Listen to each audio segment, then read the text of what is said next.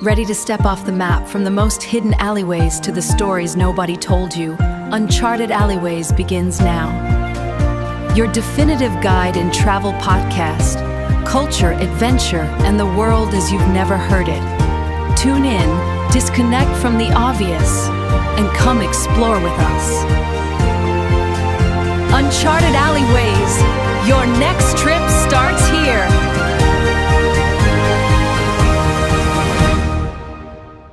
Okay, let's unpack this. Visiting most tourist cities is, well, if we're being completely honest, it's a lot like walking through a meticulously curated museum. Oh, yeah. Not gonna lie. You know the exact feeling. The exhibits are beautiful, everything is perfectly lit, but there's this invisible velvet rope keeping you at a distance. Right. Like, look, but absolutely do not touch. Exactly. But the destination we're exploring today operates on a completely different frequency. Visiting the city is like walking into a lively, maybe slightly battered local pub where every single person at the bar has a fascinating story. And they are entirely determined to share it with you the second you sit down. Yes, that is exactly it. That aggressive hospitality is, it's really the defining characteristic of our subject today. So welcome to today's deep dive. For this session, we are analyzing a really vibrant travel script from the series Uncharted Alleyways. Specifically their 15th installment, right? Right, exactly. Episode 15.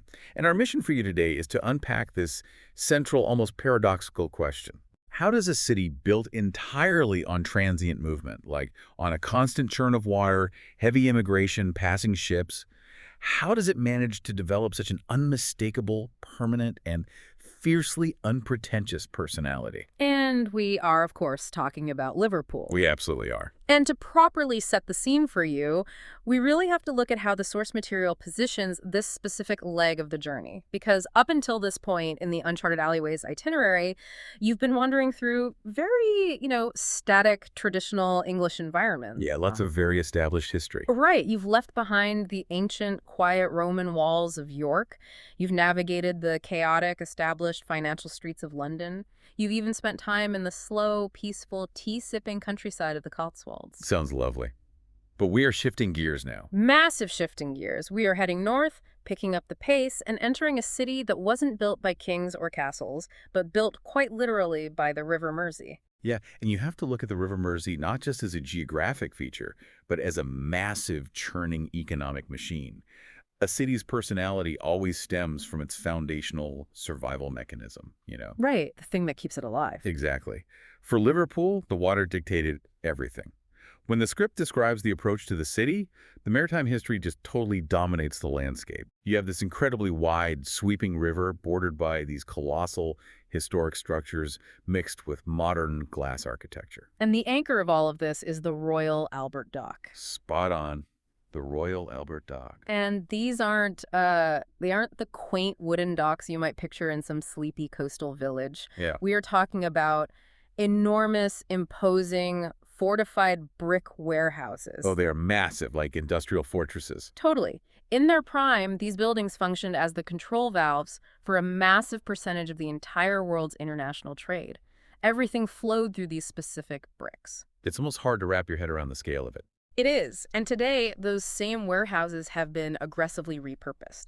They operate as cultural spaces, galleries, independent restaurants. The script actually suggests walking along the water there just as the sun starts to set. Oh, that sounds incredible. It really does. You get this intense atmospheric collision of raw industrial brick, open water, and modern city lights. It's supposed to be stunning. But the visual aesthetic is stunning, sure, but the source material makes a very deliberate choice not to let the reader just, romanticize this maritime wealth. No, it definitely doesn't. Because the fundamental mechanics of a global port city dictate that it doesn't just import textiles and spices, it imports complex, often devastating human realities. Yeah, that's a really crucial point. The exact same river and port infrastructure that generated Liverpool's immense architectural wealth also facilitated some of the darkest chapters of human history, specifically the transatlantic slave trade. And what's fascinating here is how the city handles that. It introduces this profound tension into the travel script. It really does. Liverpool doesn't hide this history in a footnote, right? Yeah. They've positioned the International Slavery Museum right there at the docks. Right in the center of the wealth. Yeah. I was thinking about the mechanics of how a city balances this. Like, how do you simultaneously preserve the stunning architecture of your economic triumphs while forcing visitors to confront the exploitation that funded it? It's a very fine line to walk. To me, it feels very much like reading a family diary and making a conscious, really difficult choice not to tear out the uncomfortable pages, because doing so would just render the rest of the story a total lie. That framing aligns perfectly with the source's philosophy on travel itself, actually. Oh, really? How so? Well, the script explicitly argues that meaningful travel cannot just be a comfortable sightseeing tour. True geographical literacy requires confronting the totality of a destination's mechanisms. The good and the bad. Exactly. The Royal Albert Dock is a marvel of 19th century engineering, sure, but the wealth that built it was inextricably linked to the enslavement of human beings. Right. So, by anchoring the International Slavery Museum in the very physical space where those economic gears turned, the city forces a synthesis. You are not allowed to observe the wealth without acknowledging the cost. Which I love. It demands an active engagement from the visitor. You can't understand the skyline without understanding the sea, and you can't understand the sea without acknowledging every single thing those ships carried across it. And beyond the movement of forced labor and commercial goods, those ships eventually brought a massive, continuous influx of voluntary immigration. Right, which changes the city again. Completely. A port is essentially a giant socioeconomic funnel. People from all over the globe poured into Liverpool, seeking work on those very docks, fundamentally altering the genetic and cultural makeup of the city.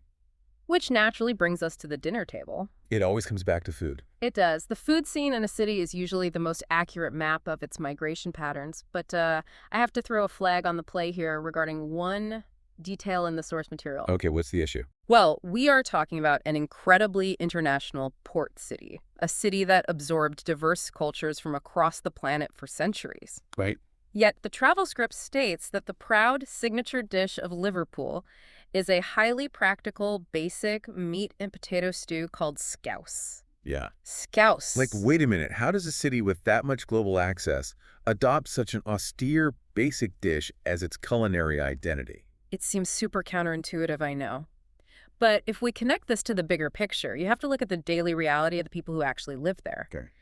Food maps migration, yes, but it primarily maps economic necessity. We have to consider the calorie economics of a 19th century dock worker. Oh, wow. Calorie economics. That makes sense. Yeah, these people were engaged in grueling 14-hour shifts hauling cargo in the freezing rain. They did not have the time, money, or energy for delicate, globally infused cuisine. They just needed fuel. Exactly. Cheap, dense, comforting fuel. Scouse, which is a stew born out of whatever cheap cuts of meat and root vegetables were available, that was an economic survival mechanism. Yeah. So the dish isn't celebrated for its culinary complexity at all. It's celebrated as a monument to the laborer. Precisely. It's like this stubborn honoring of the working class that physically built the city's wealth. That's a great way to put it. The city absorbs the globe, but refuses to let go of the dirt under the fingernails reality of its ancestors. Yeah. And you see that dual identity play out simultaneously. Right, because they have a huge international presence, too. Exactly. While they proudly serve scouse, Liverpool also hosts one of Europe's oldest Chinese communities. The script highlights the massive, distinctive entrance gate to Chinatown, but it gives a critical piece of advice.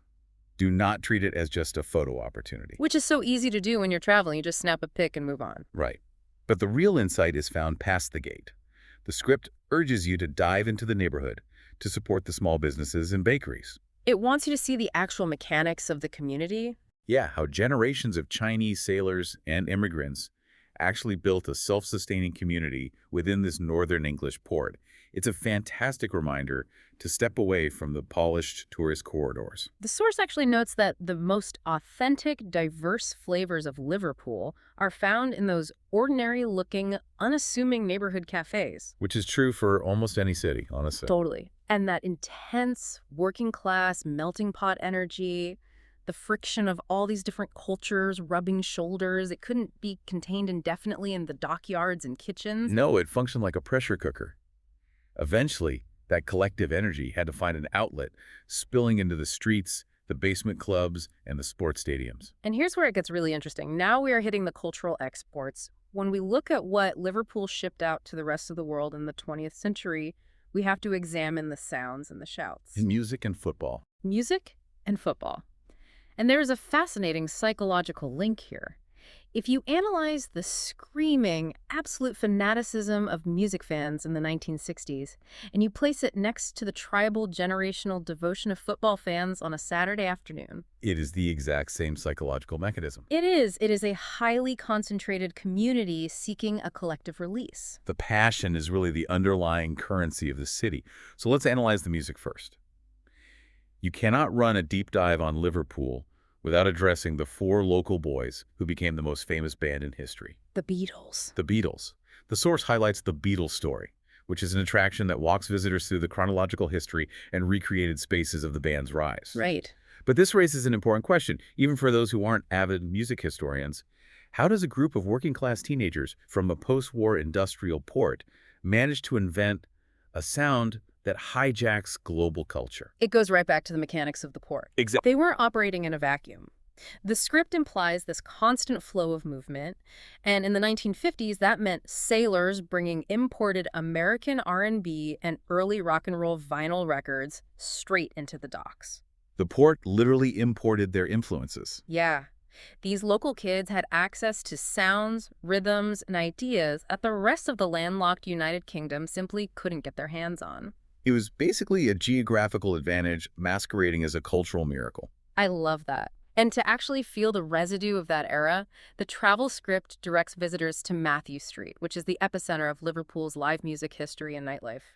But the source provides a very counterintuitive strategy for experiencing it. Right, because instead of going at midnight when the street is a chaotic sea of people and loud music, they recommend visiting during the quiet mid-afternoon hours. Which is brilliant advice. It really is. Because if you go when it's empty, you can actually observe the architecture of the neighborhood. You find the independent record shops, the quiet cafes, the actual footprint of the streets before they became mythologized. You get to see the neighborhood behind the legend. Exactly. And, the reason Liverpool feels so distinct from other cities with famous musical histories is its relationship with time. What do you mean? Well, it doesn't treat its history like a relic under glass. The city actively lives it in the present tense. The script is careful to note that music didn't stop in the 1960s. It remains a daily, breathing part of the atmosphere, spilling out of small pub venues every single night. So you don't just stare at a famous guitar mounted on a wall. You walk into a crowded room and listen to someone play one. Exactly. It's alive. And that demand for lived, present-tense passion applies equally to Liverpool's football culture. Oh, absolutely. The sporting divide in this city is absolute.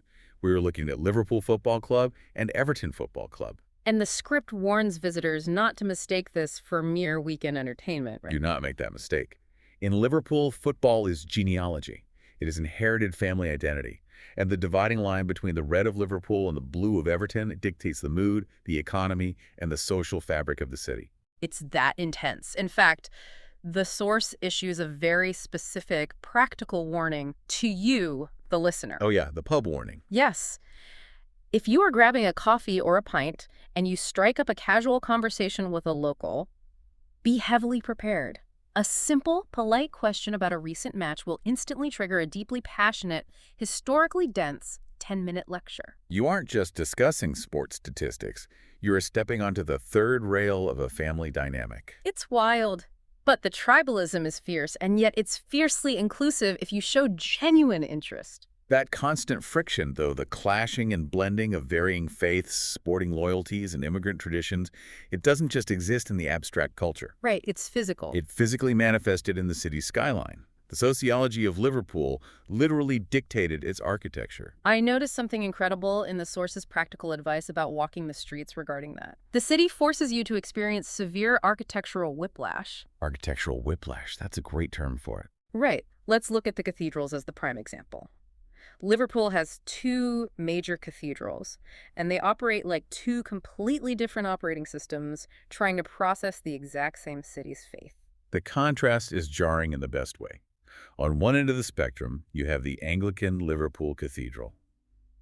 It is a colossal, dominating structure executed in a very dramatic, traditional Gothic style. We are talking about sweeping stone arches and massive cavernous interiors. Designed to create a profound sense of scale and quiet intimidation.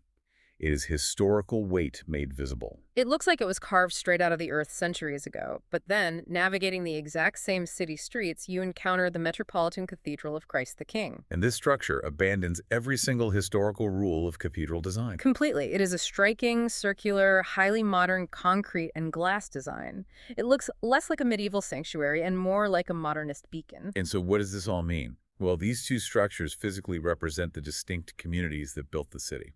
The different waves of immigration, specifically the massive influx of Irish Catholics, necessitated their own spaces.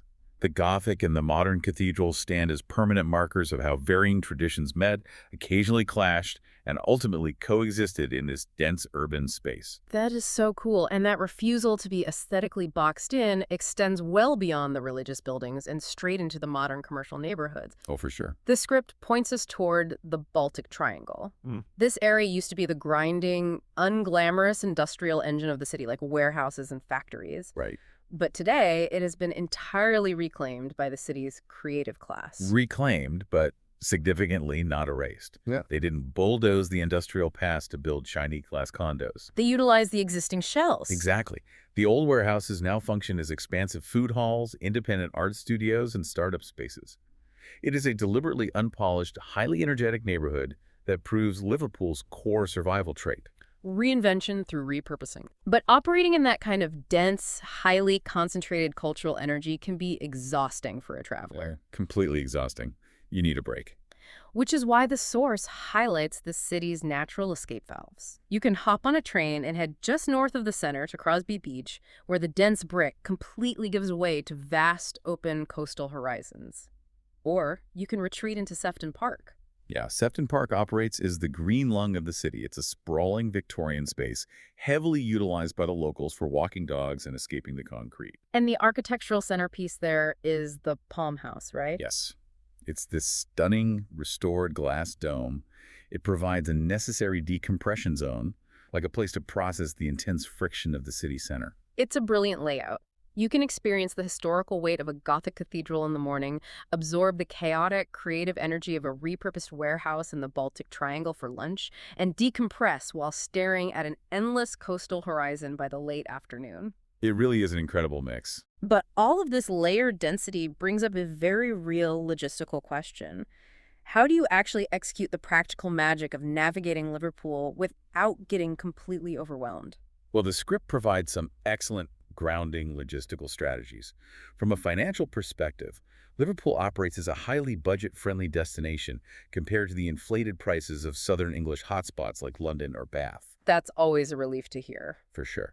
And the layout of the city actually dictates your budget. Because the core center is so hyper-compact, you don't have to bleed money on daily transit or premium central hotels. You can just base yourself near Lime Street Station for immediate access, or book a nearby hostel or guest house, and simply walk to almost everything we've discussed.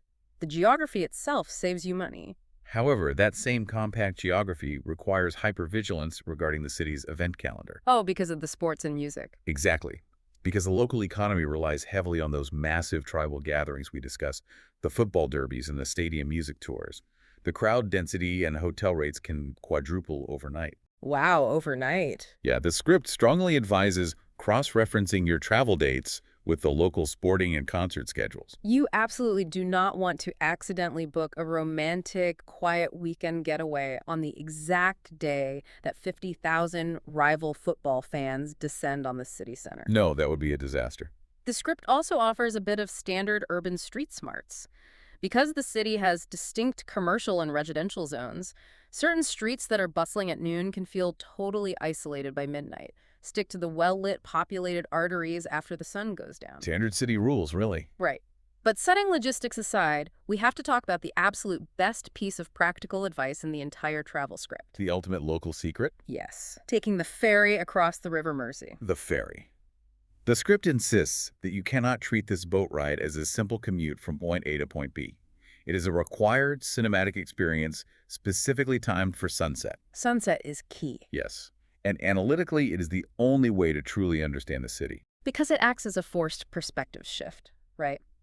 When you are walking the streets of Liverpool, your nose is essentially pressed against the pages of a very dense book. You see the bricks, you hear the music, you smell the food, but you can't see the narrative arc. You're too close to it. Exactly. But boarding that ferry forces you to step off the land. As the boat pulls away, you turn around, and you are finally able to read the city. You see the massive, historical Royal Albert Dock sitting shoulder to shoulder with modern towers. You see the contrasting spires and domes of the two cathedrals anchoring the skyline.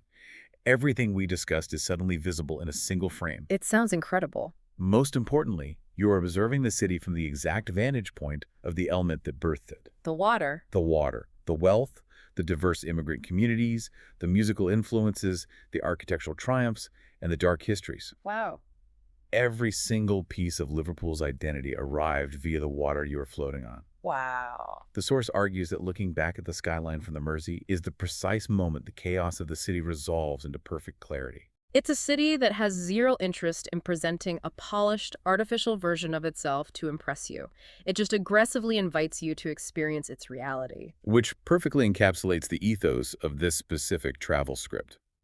But as the Uncharted Alleyways itinerary reminds us, a traveler's momentum must eventually match the port city's momentum. The script leaves us with a teaser for the next geographical leap. That's right. The journey is pushing further north, officially crossing the border into Scotland to tackle Edinburgh. Which is a huge shift. Massive. The source promises a radical environmental shift. We will be trading the industrial brick docks for the ancient stone of the Royal Mile. The topography becomes violently dramatic. The local accents undergo a total transformation. And they issue a very explicit warning to pack a serious jacket because the Scottish weather dictates all travel plans. Good advice. It sets the stage brilliantly for their next chapter.